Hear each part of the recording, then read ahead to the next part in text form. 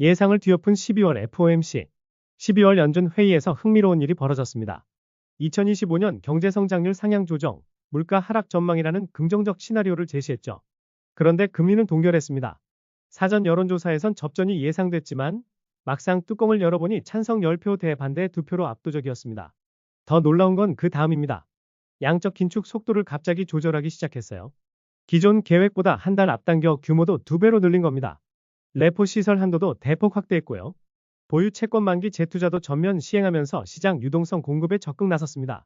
시장이 보내온 신호들, 실제로 시장 지표들이 변화하고 있습니다. 은행 준비금이 반등세를 보이고 레포 시장 긴장도가 완화되고 있어요. 재무부도 채권 매입 프로그램으로 동참하면서 상당한 규모의 유동성이 시장에 공급되고 있습니다.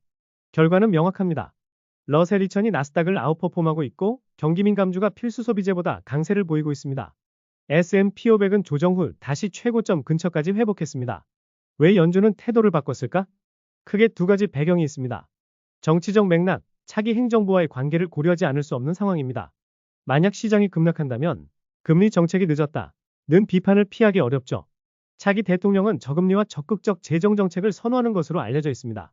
현실적 압박, 2019년 레포 시장 혼란의 기억이 생생합니다. 최근 시장에서 유동성 부족 신호가 감지되면서 선제적 대응이 필요하다는 판단이 선 것으로 보입니다.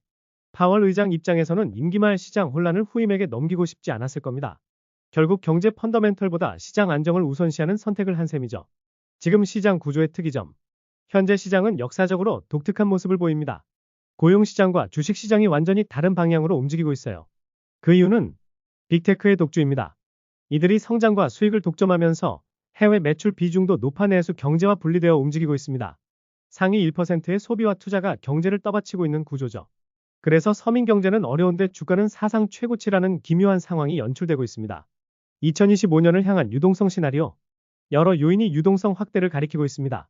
은행 준비금과 대출 증가세, ME 통화량 상승 가속화, 재무부의 중간선거 대비 재정 확대 가능성, 관세 정책과 세금 환급 효과, 2026년 초 예정된 SLR 규제 완화 은행 대출효력 2조 달러 증가, 채권 시장도 안정화될 것으로 보입니다. 연준과 은행이 동시에 채권 수요자로 나서고 재무부는 발행을 줄일 수 있는 여력이 생겼으니까요. 경제 지표들의 반등 신호. 실물 경제에서도 변화가 포착됩니다. 원자재 가격 상승세, 중고차 가격 반등, 신규 주택 판매 증가, 중소형주의 대형주 대비 아웃퍼폼. 2025년은 빅테크뿐 아니라 광범위한 경제 회복이 예상되는 시기입니다. 투자 관점에서의 시사점. 역발상이 필요한 시점입니다. 주가 상승은 절대 이익보다 이익 증가율에 더 민감하게 반응합니다. 예를 들어 빅테크가 이익을 10% 늘린다면 훌륭하지만 중소형주가 50% 늘린다면 어떨까요? 저평가된 자산이 바닥에서 반등할 때 폭발력이 더 큽니다. 현재 주목할 포인트. 유가 저점 형성. ISM 제조업 지수 바닥권.